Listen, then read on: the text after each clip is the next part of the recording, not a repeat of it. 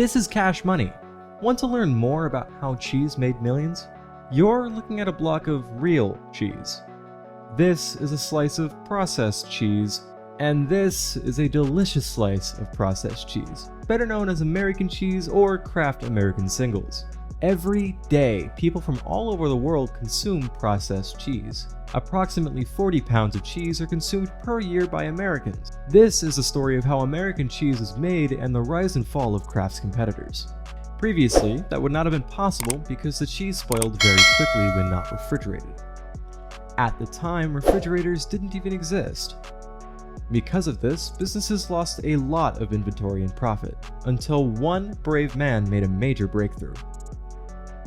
Using his last $65 in leftover cheese scraps, a man stranded in Chicago built an empire worth billions. James Kraft was born in 1874 in Fort Erie, Canada. Two farmers, George Kraft and Minerva Tripp. James grew up in a strict, hard-working family. After graduating from high school, he worked as a clerk at a general store to maintain those values. The general store was home to James for a number of years, but eventually he found himself craving more. As a result, he moved to Buffalo, New York, where he worked as the Shepherd Cheese Company's secretary and treasurer. It only took a year for James to prove himself worthy of being made a partner in the firm. That same year, he was sent to Chicago to inspect a company branch, and while there, James received life-shattering news. A decision was made by the other partners to dissolve their partnership, and as a result, James decided to risk starting his own business in a business he knew very well: cheese. With the help of his horse and carriage, James traveled to the warehouse district of Chicago in order to purchase wholesale cheese. As a result, the cheese was sold to stores across the city, saving them a trip to the district. In 6 years, James' wholesale cheese business became so successful that he hired his brothers.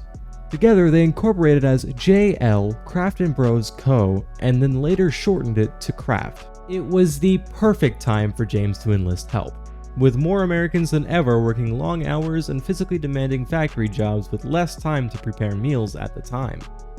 Due to the many benefits dairy products provide, such as being packed with nutrition and being cheaper and easier to find than staples such as bread and eggs, they turned to dairy products.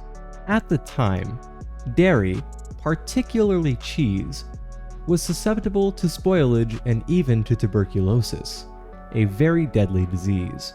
As a result, while in demand, businesses in the cheese industry lost profits due to spoilage in America. Fortunately, a solution was being developed halfway around the world. A Swiss cheesemaker by the name of Walter Gerber and Fritz Stettler were working on a process that would allow them to make processed cheese so that the dairy product would be more resistant to spoilage and last longer. Fritz Stettler and Walter Gerber were working in Switzerland to develop processed cheese. This technique, pasteurization, was considered obscure at the time. Walter and Fritz found out that when applied to cheese, the fat and oil would separate, leading to gooey stuff floating in liquid. They found a solution that not only fixed the problem, but helped them achieve their goal as well. Adding sodium citrate to their cheese after heating led Walter and Fritz to a breakthrough. By emulsifying the fat and oil, the cheese became more resistant to spoilage and lasted longer. In order to capitalize on their success, the cheesemakers packaged their Emmental Swiss processed cheese in small tin cans. Meanwhile, in America, James recognized that he could make a fortune if he could make his own processed cheese. After heating a jar to kill harmful bacteria, James placed leftover cheddar cheese in it. As a last resort, he tried sealing the cheese inside cans, but that failed as well. James eventually turned to the same obscure technique Walter and Fritz had used: pasteurization. Like the two cheesemakers in Switzerland, James encountered a separation of fat and oil resulting in gooey gobs floating in liquid. It took James countless sleepless nights to come up with a solution to his problem.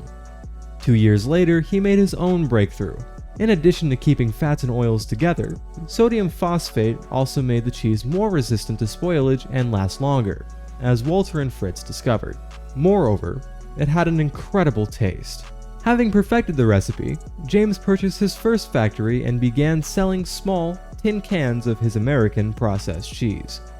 Many consumers were still concerned about cheese spoiling, but others were eager to try James's invention, and interest grew over time. James filed a patent for his American processed cheese after Kraft's sales soared from $5,000 to $150,000 in just 1 year. Thankfully, it was approved quickly. It was now easier for James to expand nationally. It didn't take long for things to change, however. Unexpected news would soon shake James, as well as every American. In the wake of the First World War, President Woodrow Wilson declared the US to remain neutral. The United States government eventually announced its involvement in the war and sent millions of soldiers overseas after nearly 3 years. Keeping soldiers from going hungry was a challenge for the US military due to its unpreparedness.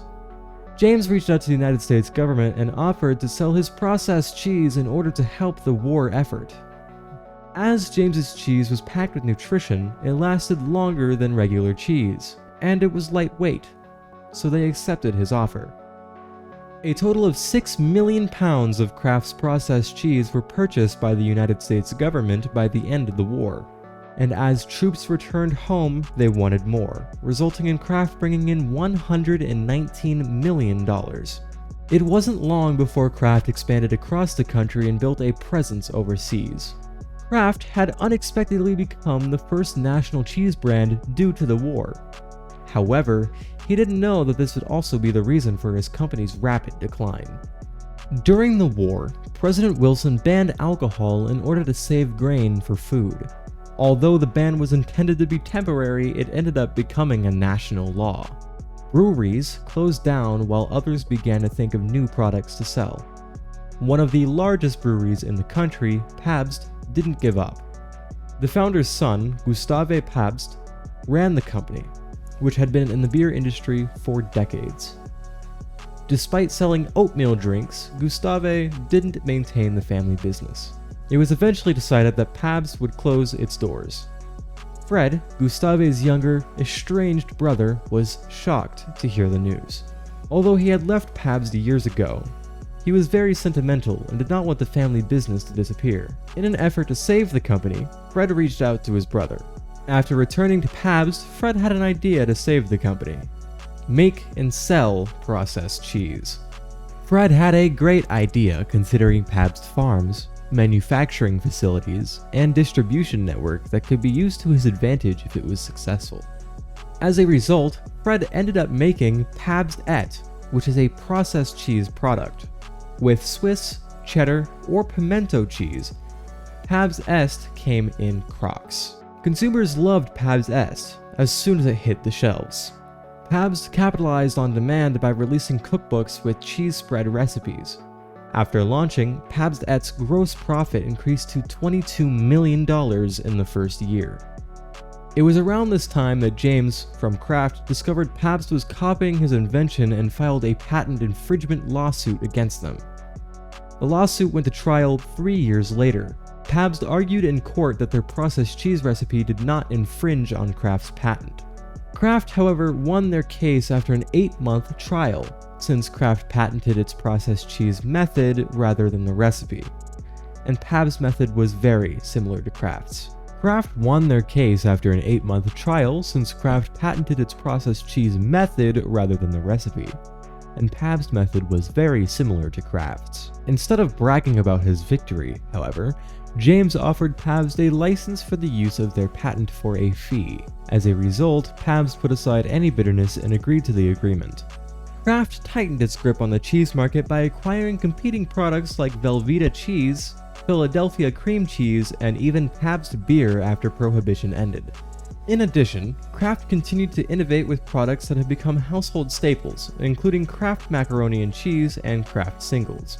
As a result, Kraft had gained 50% of the processed cheese market in the following years. When the company went public, it raised over $8 billion, making it the second largest IPO ever. Warren Buffett, a world-famous investor, spearheaded the merger between Kraft and Heinz as a result of Kraft's success. The Kraft Heinz company is one of the world's largest food companies, and its processed cheese can be found on everything from hamburgers to macaroni and cheese. Kraft Heinz remains a $40 billion global company due to the demand for non-perishables like Kraft products during the pandemic. The Kraft empire was built by a man who, stranded in Chicago, used his last $65 and cheese scraps. Stay tuned for more inspiring stories about today's biggest brands by subscribing and ringing that bell.